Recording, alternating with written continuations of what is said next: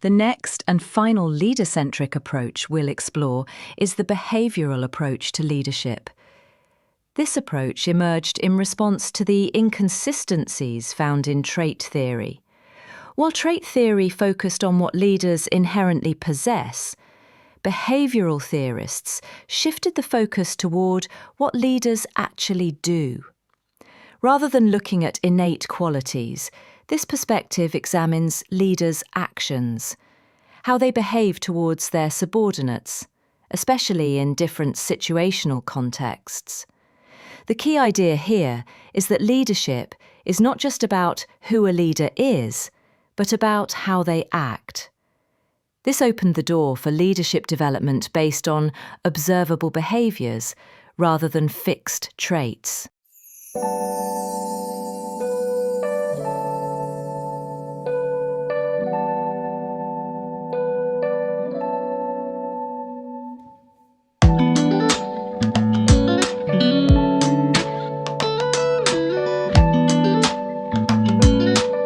Leadership skill frameworks have been developed to meet the specific needs of various sectors.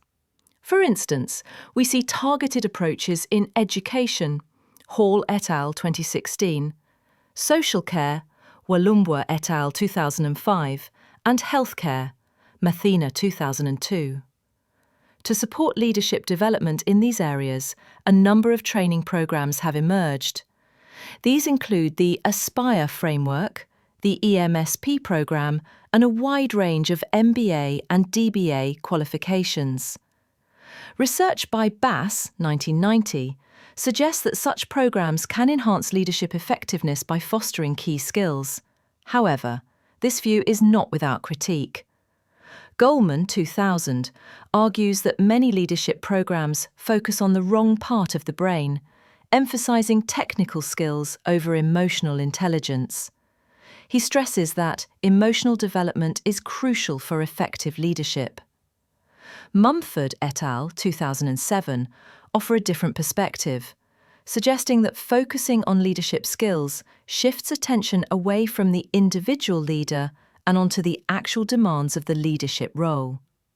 Ultimately, developing leadership skills remains essential, as Sieviorek et al. 2012 highlight.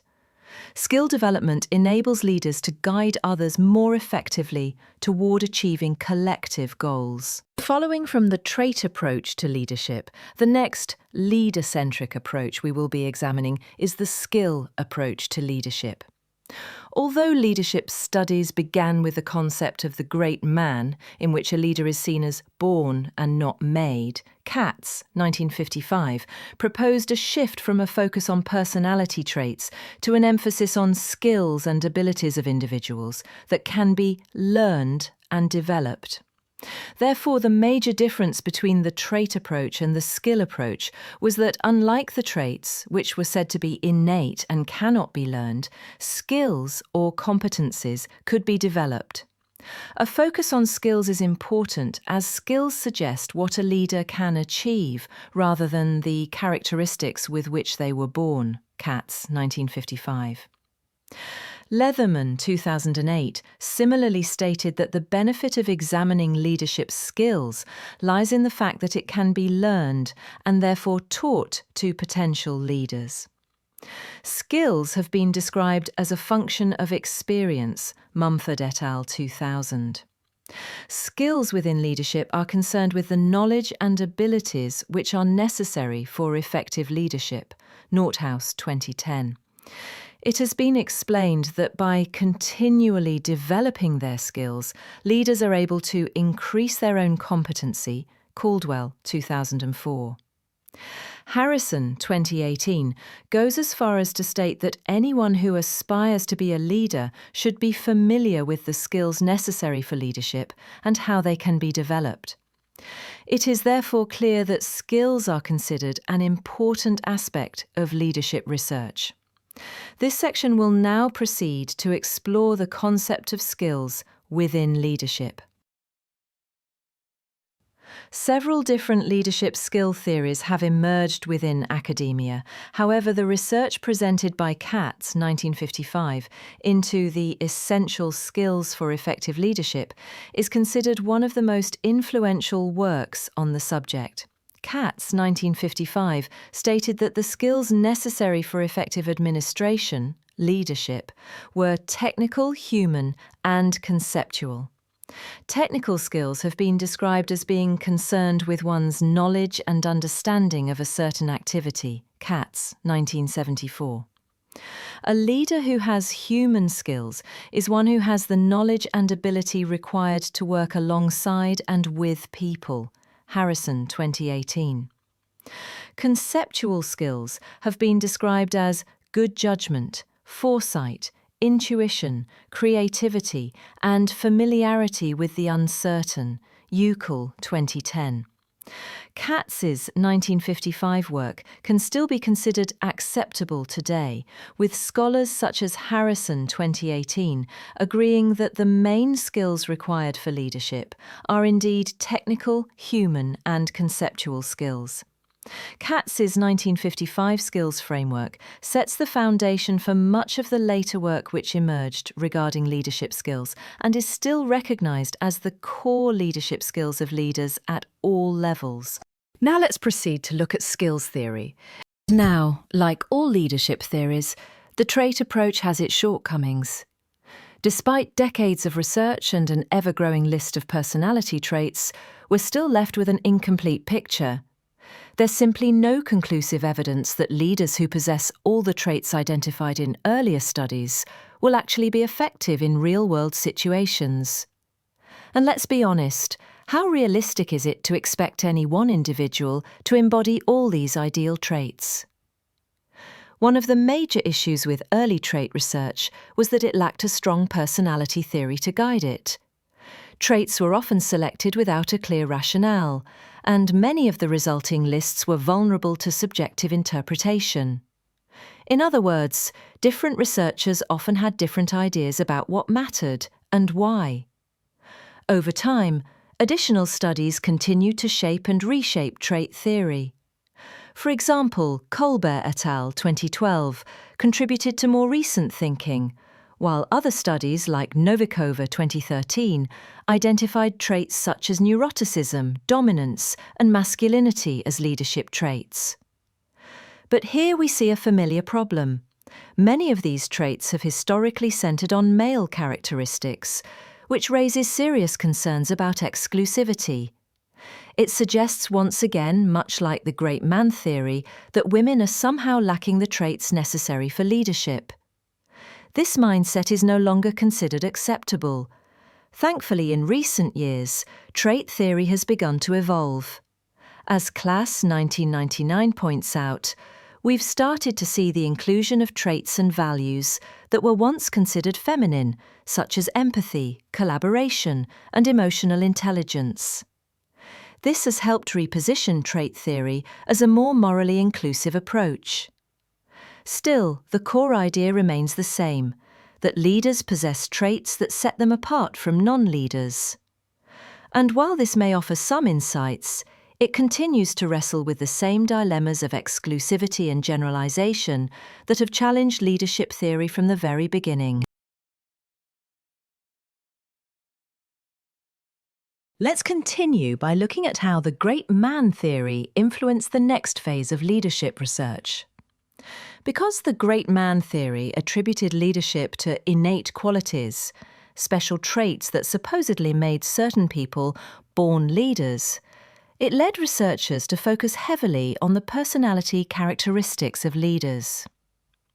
The question became, what exactly sets a leader apart from everyone else?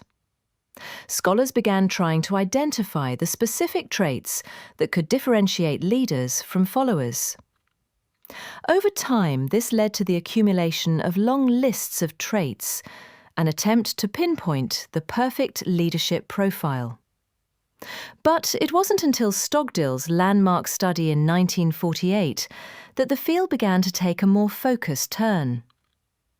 Stogdill reviewed 124 trait studies conducted between 1904 and 1947. And from this, he identified 8 key traits that appeared to distinguish leaders from non-leaders. These were intelligence, alertness to the needs of others, insight, initiative, responsibility, persistence in dealing with problems, self-confidence, and sociability. This study was significant because it helped move trait theory forward in a more evidence-based direction, rather than relying purely on assumptions. Following Stogdill's work, many other scholars continued to study leadership traits, leading to even more lists and further debate over whether there really is a universal set of traits that defines a leader. But what Stogdill's work made clear was that leadership isn't just about being born great. It's about understanding the complex mix of personal characteristics and how they interact with context and behavior. Now, after the dominance of the great man theory, leadership thinking began to shift. Scholars started to recognize the need for a more inclusive approach, one that would expand the scope of leadership theory to include people of different ethnicities, religions, and backgrounds, rather than focusing solely on the white Anglican men typically associated with great man narratives. Alongside this shift in representation, there was also a change in ideological focus. As Judge and colleagues point out, a new consensus was forming, suggesting that leadership should be studied not just through historical figures, but by examining the traits of contemporary organisational leaders. And this is where trait theory comes in.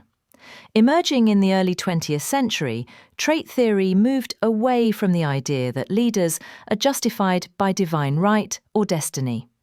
Instead, it focused on identifying the personality traits and characteristics that make someone an effective leader.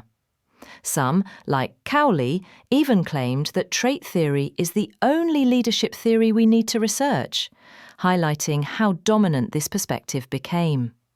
According to researchers like Colbert et al. And Zaccaro et al., traits such as confidence, intelligence, sociability, and integrity can strongly influence a leader's effectiveness. Importantly, this theory was more inclusive than the great man theory. It suggested that leadership potential could be found regardless of social status, a significant departure from the elitism of earlier models. So, as we move forward, trait theory lays the groundwork for further approaches that seek to understand not just who a leader is, but how they behave, learn, and grow. All right, everyone, now it's time to put theory into practice. I'd like you to choose one well-known leader, either from history or from the present day. This could be someone like Nelson Mandela, Margaret Thatcher, Steve Jobs, Jacinda Ardern, or Volodymyr Zelensky, or another leader you're interested in. Once you've chosen your leader, I'd like you to write a short reflection, around 200 to 300 words, responding to a few key questions. First, to what extent does this leader fit the assumptions of the great man theory? In other words, were they born with natural leadership traits? Did they rise during a moment of crisis? Did they seem destined to lead? Next, think about what aspects of their background, environment, or education might challenge the great man theory. Did they become a leader through lived experience, learning, or circumstances rather than innate greatness? And finally, based on this example, ask yourself, is leadership more about nature or nurture? Were they born with it, or did they grow into it? Once you've completed your reflection, please be ready to share your thoughts or insights with the class. This is a great chance to connect theory to real-world leadership and hear how others interpret these ideas. Take your time, choose someone who genuinely interests you, and enjoy digging a little deeper into the leadership story behind the name. Now, while the great man theory played a key role in the early development of leadership studies, it has also faced significant criticism, and rightly so. One of its most prominent critics was Herbert Spencer, who argued that it's not divinity or destiny that makes men great, but rather the influence of society. As Carnero, 1981, explains, Spencer rejected Carlyle's idea outright, even calling it unscientific and childish. Herbert, 1869. More recently, Spector, 2016, has gone as far as to suggest that the great man theory isn't really a theory at all, but more of a statement of faith, lacking the structure or evidence needed to be considered a credible academic framework.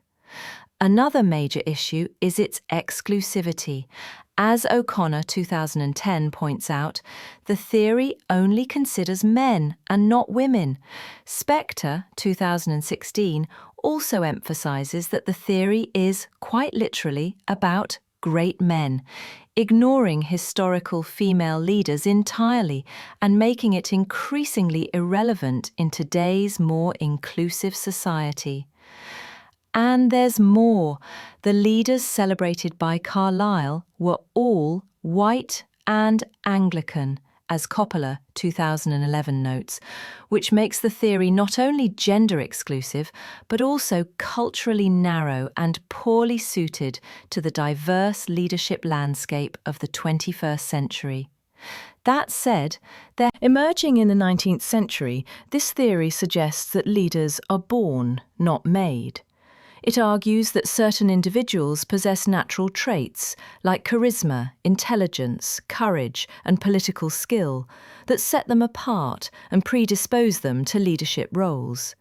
These so-called great men are often seen as heroes, figures who rise to the occasion and shape the course of history through their unique abilities. Let's break down the key assumptions of the great man theory. Innate qualities. Leadership is believed to be inborn. You're either born a leader or you're not. Historical determinism.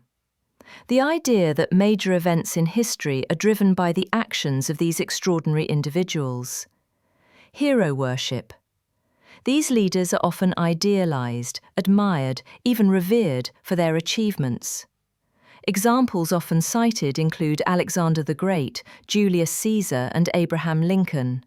Figures remembered for their vision, strength, and decisive leadership. But it's important to also consider the context in which they led and the role of others around them. In literature, we see this ideal in characters like King Arthur or Beowulf, leaders who demonstrate strength, honor, and bravery to guide and protect their people. As you reflect on the great man theory, consider this. Does leadership really come down to a few exceptional individuals, or is there more to the story? One of the earliest and most influential concepts in leadership thinking is the great man theory. Developed at the very start of formal leadership research, the great man theory proposes that leaders are born, not made. As Harrison 2018 explains, this theory suggests that leadership cannot be taught or learned. Rather, it is an innate quality possessed by a select few individuals. According to Markey and Huston 2009, a great leader will naturally emerge when the situation demands it. In times of crisis or uncertainty, these individuals step forward. not because they've been trained to do so, but because greatness is part of who they are. The theory is also linked to the idea of leadership as a divine right, a belief that some people are destined to lead by birth or by providence. Historically, this helped justify the power of monarchs, emperors, and military generals. But it also raises an important question. Do people want to be led? And if so, are they looking for someone who appears extraordinary, someone who fits the image of the great man, or are other leadership qualities more important today? As we reflect on these questions, consider how the great man theory compares with your own experiences and perceptions of leadership.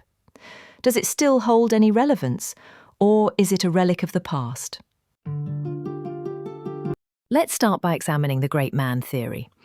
This week, we'll be exploring several foundational, leader-centric theories of leadership. These approaches focus on the individual leader, their traits, behaviours, and skills as the key to understanding leadership effectiveness. We'll start with the great man theory, one of the earliest ideas suggesting that leaders are born, not made.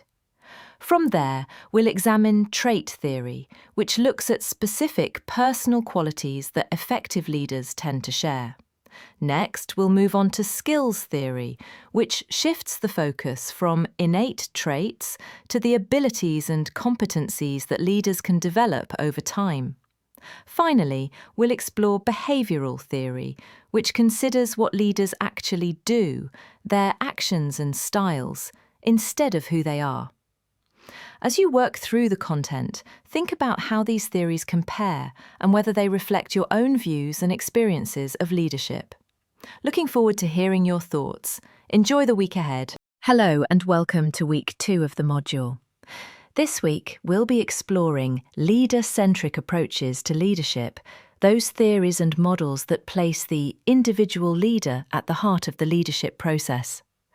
We'll take a closer look at ideas like the great man theory, trait theory, and early behavioural approaches, asking key questions about what makes a leader effective and whether leadership is something you're born with or something you can learn.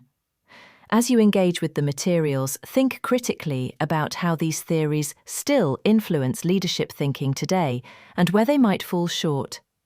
Enjoy the week ahead, and as always, feel free to post any thoughts or questions on Aula.